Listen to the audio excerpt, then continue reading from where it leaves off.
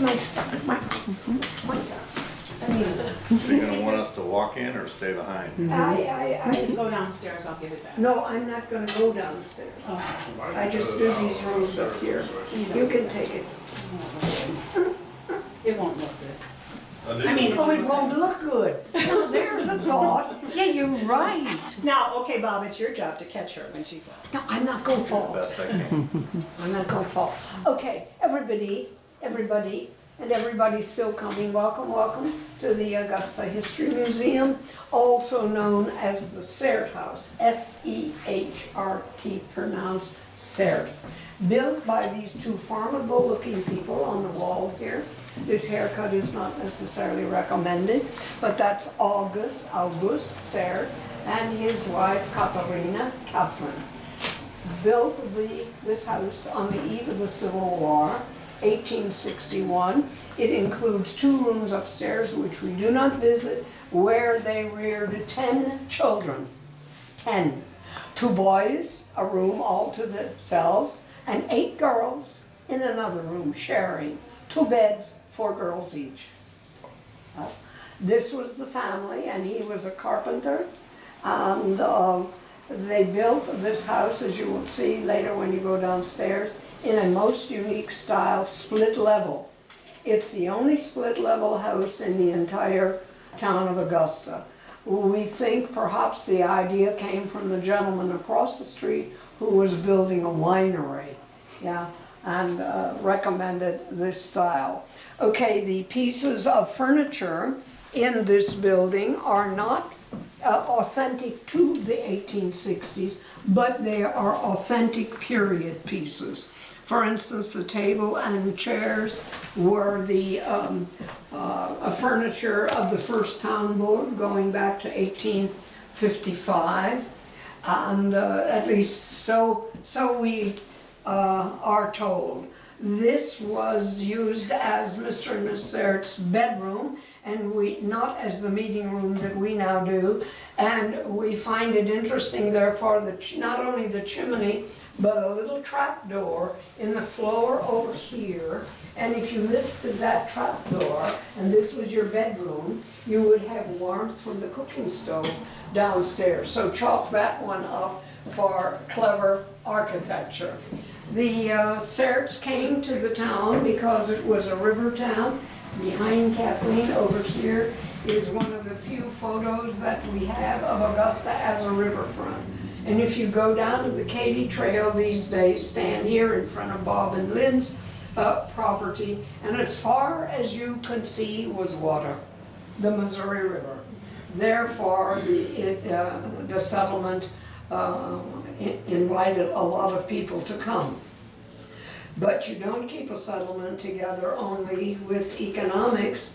They had a very lively cultural association, the Harmonieverein, the Harmonic Society, and they ran around in these little caps, a band, and the clarinet was brought from Germany. Many musicians brought their own instruments with them, and it was that Harmonieverein organization that really put Augusta on the map. They had lots of musical events, and people would come from upriver and downriver. And later we will look at a banner of this organization. It really included as members almost everybody in the town. Okay, someplace you had to make money in a community, and so there is in this case a advertisement, let's call it, of the Bank of Augusta, which died dead in 1931. But there's also a little piggy bank which children had, which is sort of fun, and a sack in which they carried their money. There was no drinks service at the end of the day. Moving over here, we have, most unusual, copied onto a wood plaque, the presentation of President Monroe to Leonard Harold, who was a follower of the Daniel Boone group, and it gives public land on which Augusta was founded. Perhaps more interesting, or as interesting if we jump some years forward in the history, this is a shortwave radio. And when a gentleman named Adolf, yes, Hitler, was making his voice heard, the people of the community, all of whom were German ancestry, decided we shall listen to this person. So they came to town and they turned on the shortwave radio, and they went back home having heard the shortwave radio and reported to wives and children, no problem, the man doesn't even speak good German. It was his Austrian German that was not understood by the Germans who were here. Then we have another unusual treasure, all of these banners. They're very flamboyant, and believe it or not, they represented a feminist women's group that sort of adopted the rituals of the Eastern Star, the Masonic organization for women, but they were much more serious than that. They were having a home where they were going to retire to, but more importantly, insurance policies. And we have one lady in this community who still has an insurance policy from her great-great-grandmother through the organization. The women simply went up to the men and said, hey, look, you woodmen of the world, you've got your insurance, you've got your organization, we want one too. And the women did not even yet at that period of time have the right to vote. So it is an unusual history, and Augusta is one of the places that has maintained that history of the royal neighbors of America. Okay, then of course, Augusta was known for, and we treasure very much, books. These are unusual, small collection of books that were used in 2 and 3 generations of children. So mothers made cloth book covers so that little Johnny could use the same book that big whatever Bobby had used, and that whole collection, a family collection of self-covered books. We have many more records, of course, tying in with the riverfront. Down here at the very corner, we have the records of a Mr. Schaff, who ran a livery service, livery, L-I-V-E-R-Y.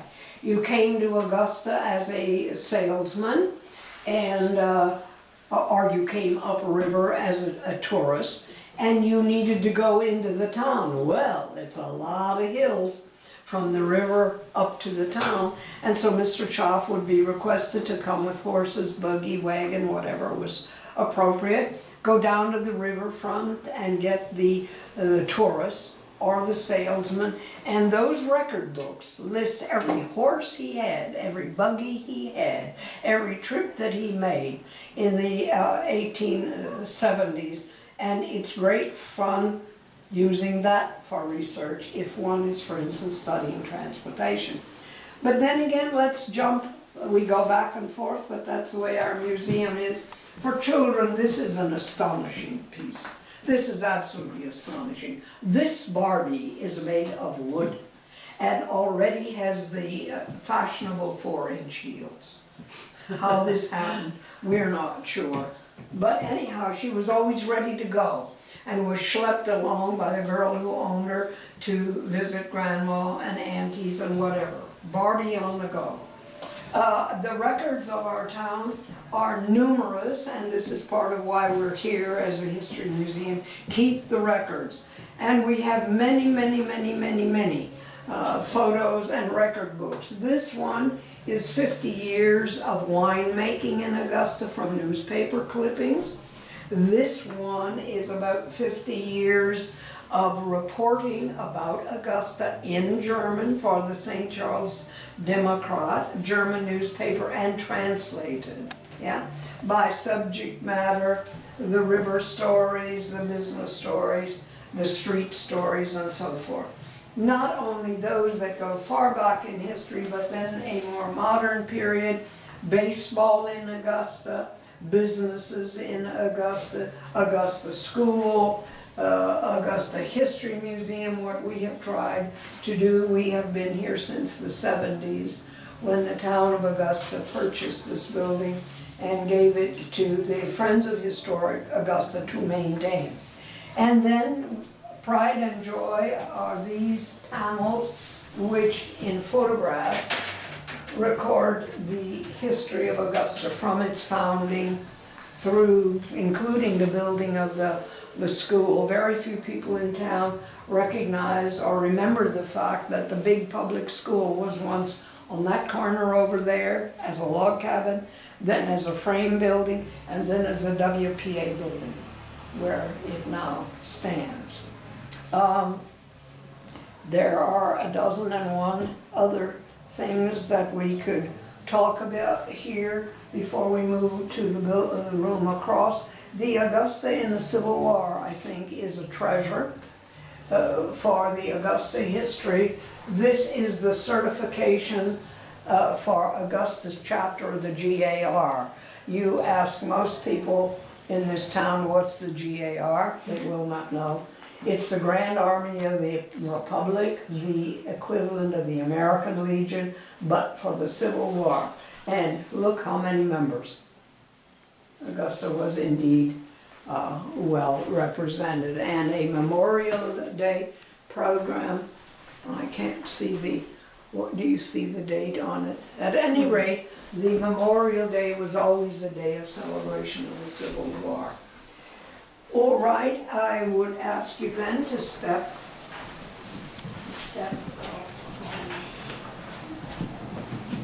across the hall. Architecturally, this is a fascinating room because it's more than a room. It was the gute Stube, the good room, the visiting room of a family, because behind that lovely wall hanging is a door. The door did go out onto a second floor porch that ran the length of the building.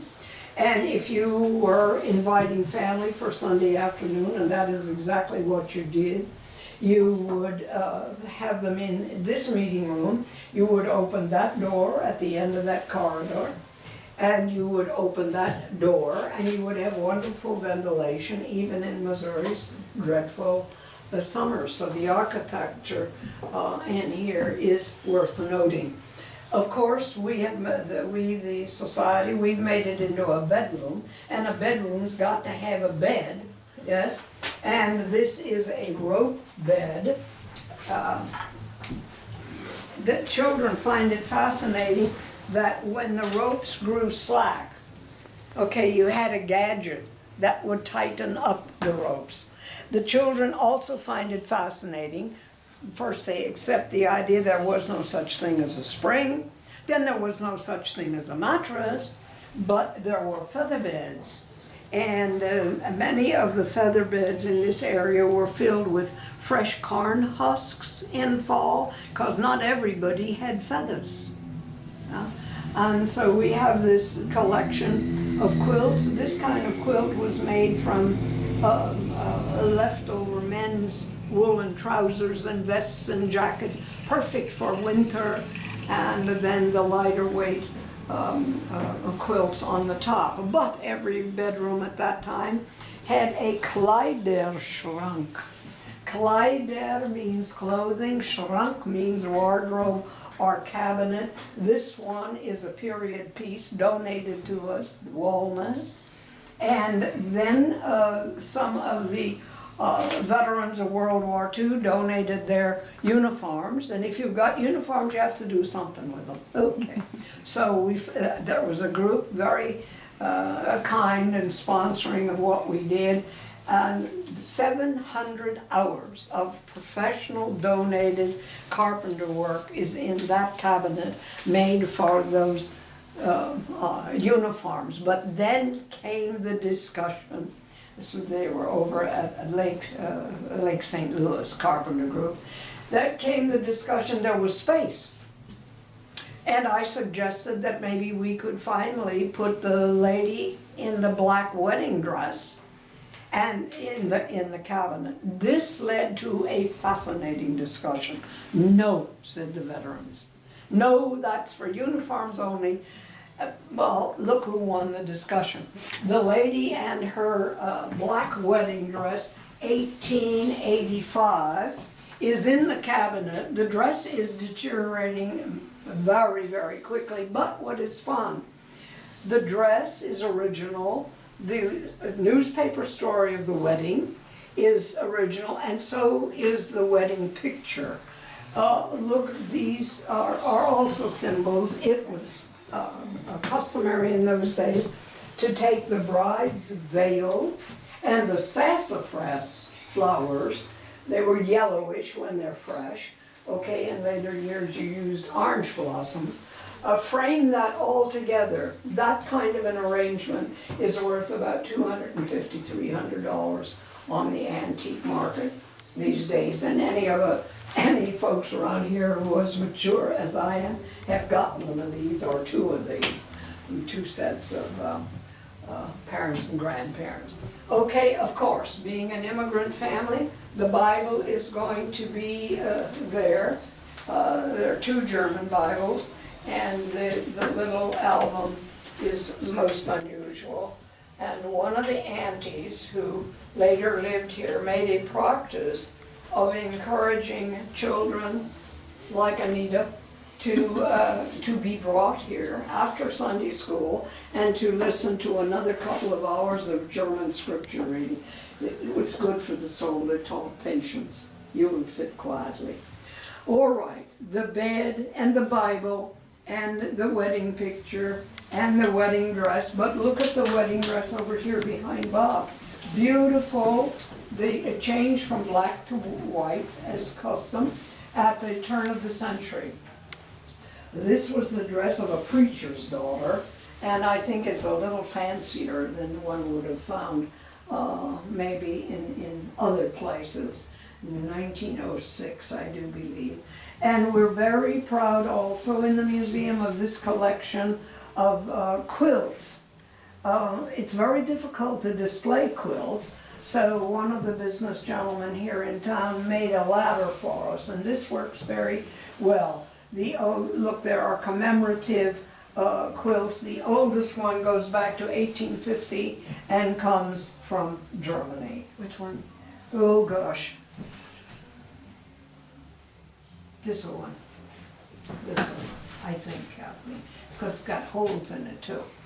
Okay, and this piece of furniture over here is known as an empire, a chest. Again, it's just, it's good for the period, as is the dress and the bonnet. When you walk in that door, Robert, aren't you tempted to say, hello there? Yeah, it's very real. And then I want to make a comment about something that is not usually commented on, but when one takes children through here, the point should be made about the chamber pot, not because it's a joke, no, not because it's funny, because it represented, in the lives of children then, probably the greatest gift of love that a mother could give a child. You don't send a little person out to an outhouse or a privy when there's 6 inches of snow or something. You have a chamber pot and you clean it. And if the children never learn to say thank you, okay, that's the way it was. But I think it's interesting to children now. Oh God, it's such a joke. No, it's part of an evolution. And it was really a symbol of family care.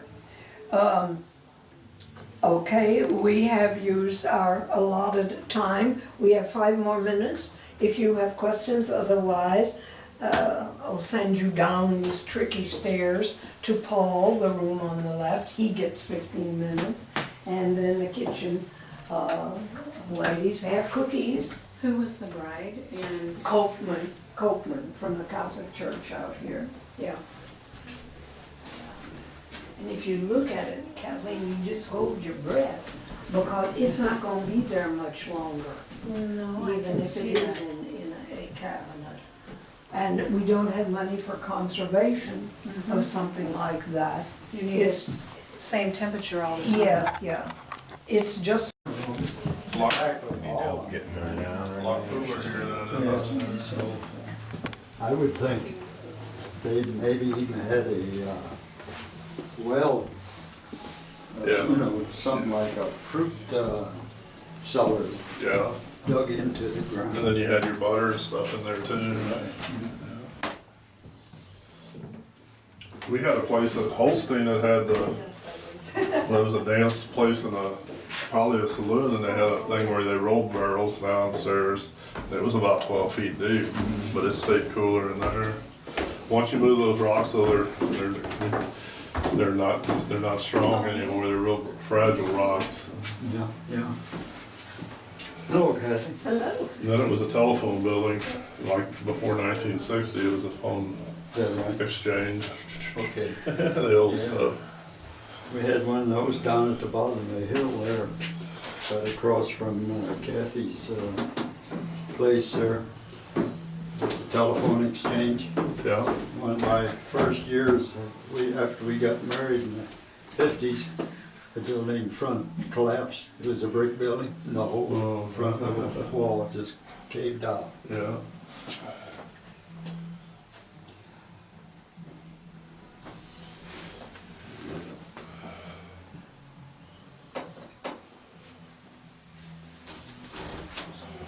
Don't leave. Don't lean on the glass. Did you hear it groan? You need any commentary, ma'am? If you'd like. Well, you know, if we're on this here blacksmith, Mr. Holt, he was in business for 60 years. And one time he was featured in the St. Louis Globe Democrat. And we have a lot of pictures right here of that article at that time. And also, we got a few of his implements and tools that he used. And the one interesting thing is that leather apron that stands there. That was what he actually was wearing in a lot of these pictures. That's his original apron. And then we also have a horse's tail She went the other way. that was used as a fly Swatter. Mm-hmm. swatter or chaser to keep the flies off of the horses as Mr. Holt was trying to shoe the horse. If the flies were to sit on the horse would want to got skittish, and it would be a problem for Mr. Holt to get the shoes on properly. So he had his son stand there with that horse's tail, just keep chasing the flies off of the animal. And, well, like I said, we got a few of his tools here. And there's a few of the shoes that would have possibly been used. And some of these are even the larger shoes that would have probably been for the early animals that were used as work. More like a draft horse, perhaps. Yeah, right. Okay, and then here in this corner, it's got a combination of all kinds of things. One of them is a paint box from one of the artists that has this a studio here in Augusta, and he donated his original paint box to us. We got other things here, an axe and I guess you'd call it a brush axe that would be maybe used by the citizens back in those days. Another thing is that we had a shoemaker in town, and he would have used these type of shoe laths in his business. The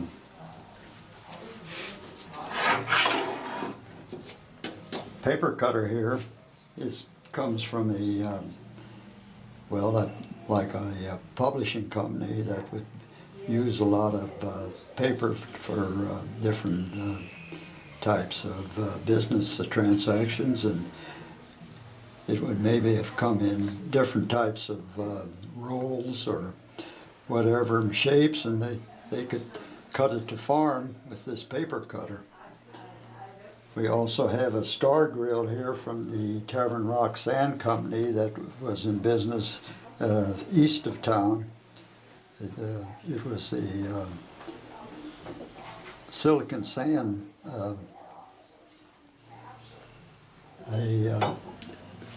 that was used for glass making. And this here was a drill that was used with a sledgehammer to drill the holes in the rock or in the sand for the placement of dynamite to blast the material loose off the bluff of the hill. Over here is Mr. Koch's early day carpentry tools. Mr. Koch was also a carpenter like Mr. Serrett, who was the owner of this building. Mr. Serrett used similar tools as what you see here. Mr. Koch had his business up on the upper side of town, and they were, his great-grandson donated the tools to the museum.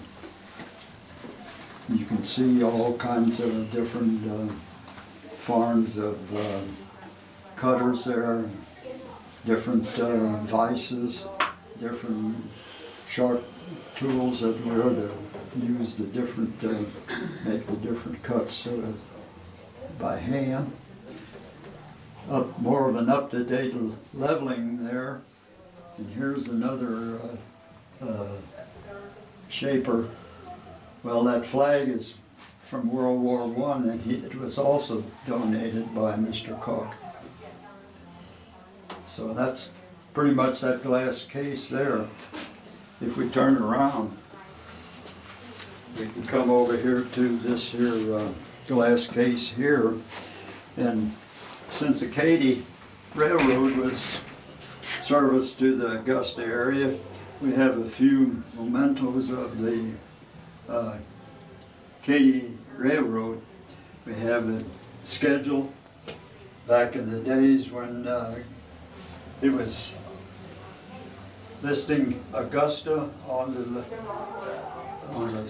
road, and also we have Augusta here in this here train schedule, and it calls for Augusta to be a stop at 13:34 p.m.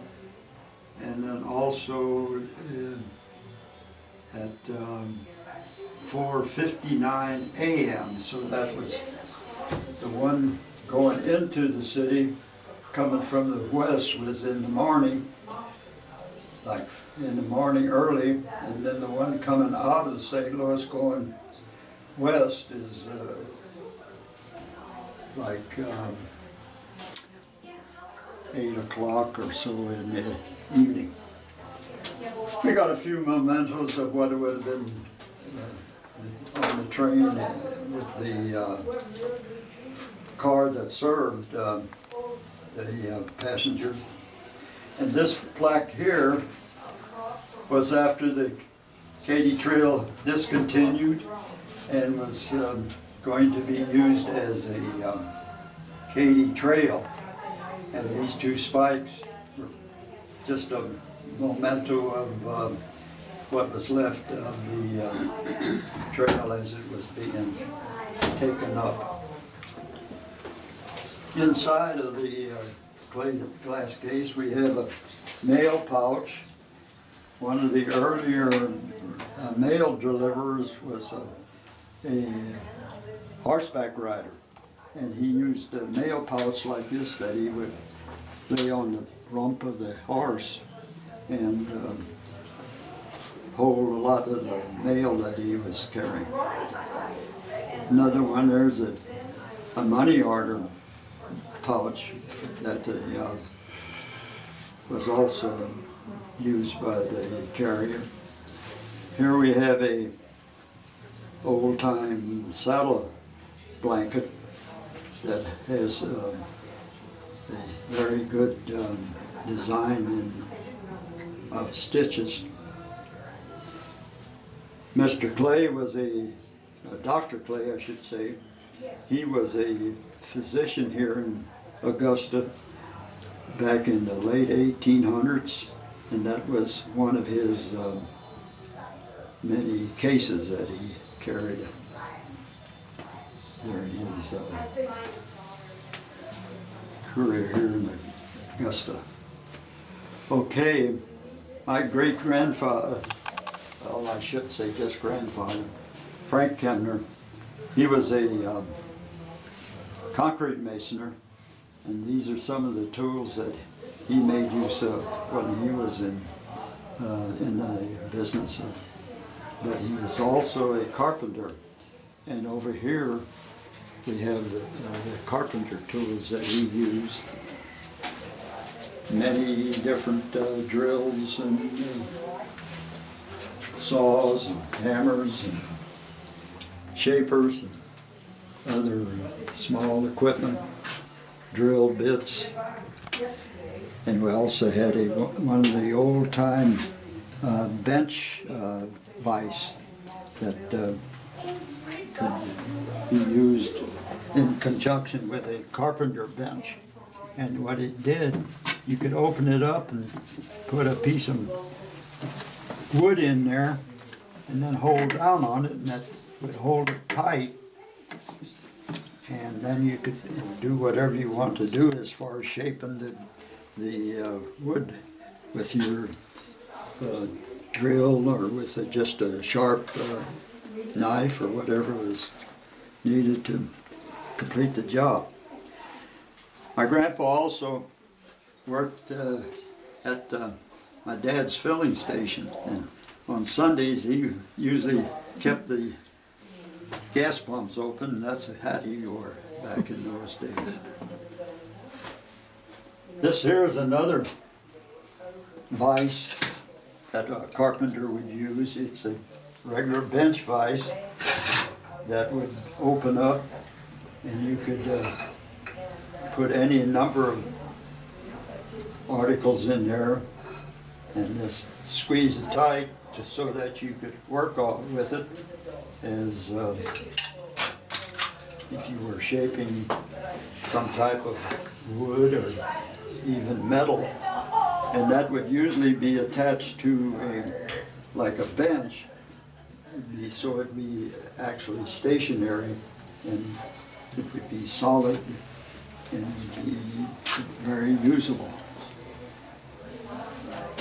We come here, okay, I got a few articles here I passed over, but my dad was in the garage business, and these are some of the mementos that he issued on different Christmas of the years. What they are, they're silhouette pictures, and then also they had a calendar that pulled out from the bottom, so you had a very nice looking picture there, plus a yearly calendar.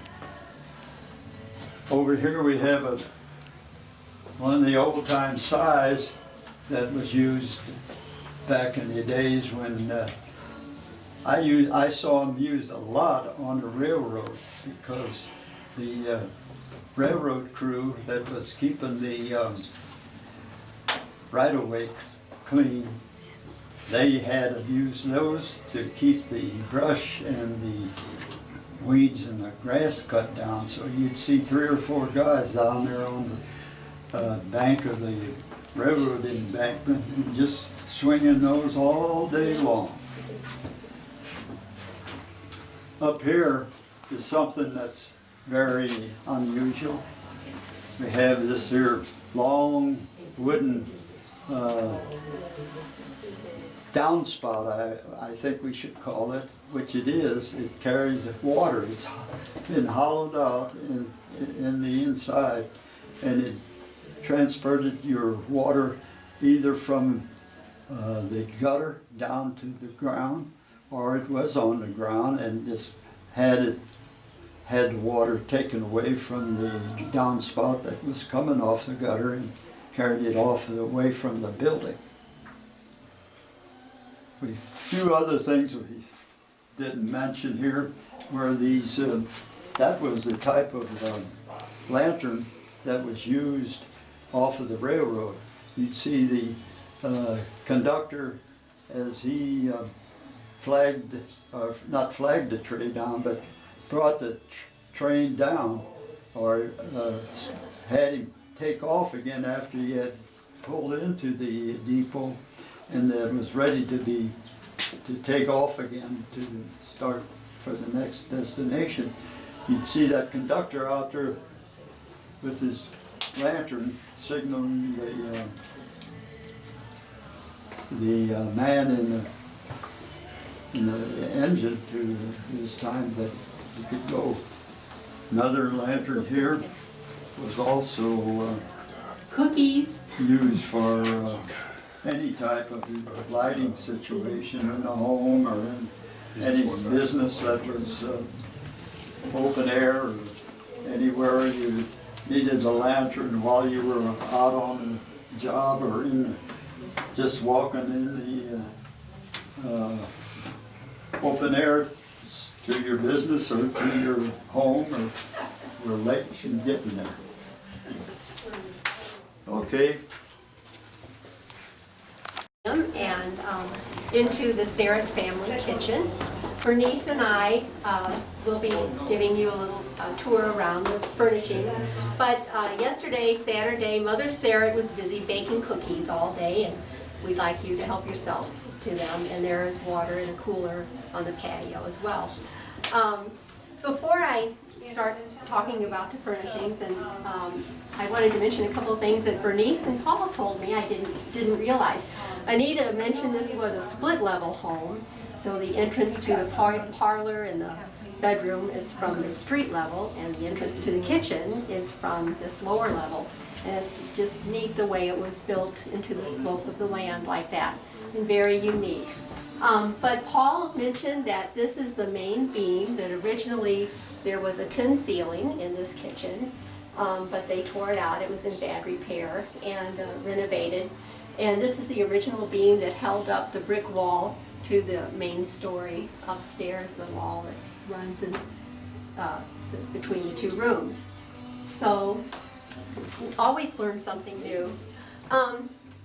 So now we'll just start to show you. I want to mention too that the things, of course, that are in the museum are not original to the museum, but they were of the time that the Serrett family lived here. And I'd like to point out the beautiful ornament we have on the wall, and that is actually a fire extinguisher. And I would have, hated to use it because it would have broken it. It's a glass ball with a small amount of water. And but it was nice that they had safety in mind. And so, then moving around, we have a spinning wheel and a yarn winder and a low back rocking chair that Mother Serrett would have used to sew and darn, a sewing chair. Yeah, if she ever had time to do that with 10 children. This is a 1940s chippendale china cabinet, and they would have used that to keep their fine china in there that they used only for special occasions and holidays. And the pieces, some of the pieces that are in here are a tea leaf pattern, and there is a Wedgwood, it's the blue and white platter, and the gravy boat, and then another platter which is I think it's Medway is what it is called, the pattern on the bottom. Is that from Diana? Diana? Yeah. From Diana Sadler. Beautiful pieces. Then moving over here, we have a typical walnut pie cabinet with the punctured tin doors, and the holes would let the steam out of the freshly baked bread. and the pies, but primarily it kept all the bugs, thousands of bugs out of their products. This is a workstation, what do you call it, a kitchen cabinet, I guess, with spice drawers and the place to put their utensils or other ingredients. And this, like Anita said, was Mother's workstation. She spent many hours preparing all of the family meals at something like this. There's a bin that would have had the grains that they used and flour, and there were things such as the meat grinder and the granite bowls. The china that's in here is typical of what they would have used for everyday china. And this was actually donated from the Evangelical Church, the Ebenezer Church in town here. But that is where that was used back in the day. And the German canister set up there. Then we have the wood stove, and Bernice, would you like to show how they would have used that maybe? You probably can't even imagine. This is a wood stove. You put your wood in, you took your ashes out here, and you had to learn how to put the wood in the right amount of wood to get the right temperature, and you would make the most wonderful angel cakes in there, just like they do nowadays. And then these are little warming ovens up here, that in case somebody was late for supper, you had these little warming ovens. You had good heavy cast iron pots, teakettle, and big pots back there that they used down at the Klondike. Those big ones down there at the little. Now that Klondike restaurant, Paul said, was for the workers at the Klondike. Yes, it was just for the workers. And they had a restaurant, and the workers, they would fix big meals for them. Yeah. Those were actual pots that they cooked in. Yeah.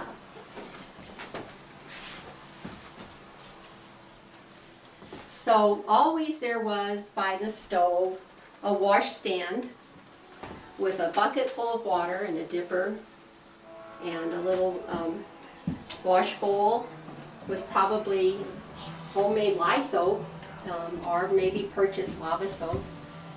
And I'm sure there were 10 children, lots of hands to wash. Okay, and there were the sad irons here that they would heat, and an old ironing table, ironing board. And then we have, in the center of the building, hi Paul, old oak table. And there would have been the oak benches, such as these, would have been gathered around the table for all the children. And Mother would have set out a nice checkered tablecloth, clean, even though well worn. And you can just picture all of the little children. Maybe they had to eat in shifts with that many. Your little tool on the wall over there. The what? Your little tool on the wall. The tool, the batter. Oh, right, a rug batter, yeah. So that was one of the chores the children would do every spring. And you can see the glass bottles and crocks and pottery that would have been used. And there are lanterns in the windows that they would have hung for their evening light. And then I guess finally we should mention too the wheelchair that the pots are sitting in right now. And that may have been the World War I era, is that right, Paul? And I don't think any member of the Serret family ever had need of it, and if they had, I'm sure it would have been a nuisance in this small kitchen to maneuver it around. But it is something to see. And that concludes our talk for today. And if you have any questions, please, let us know, and we invite you to have some cookies.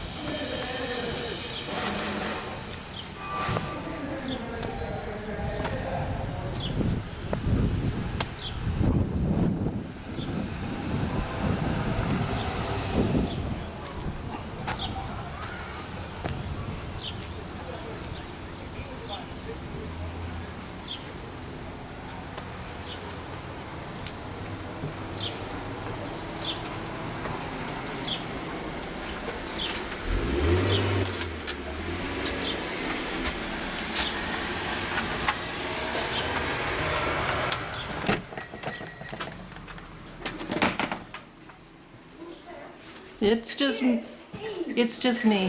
Our video spot.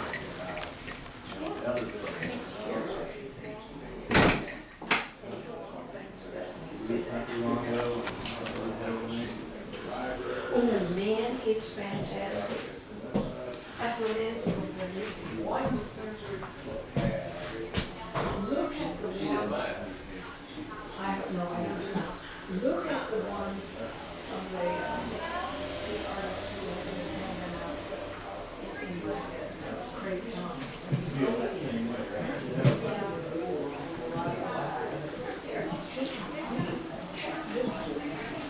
I don't think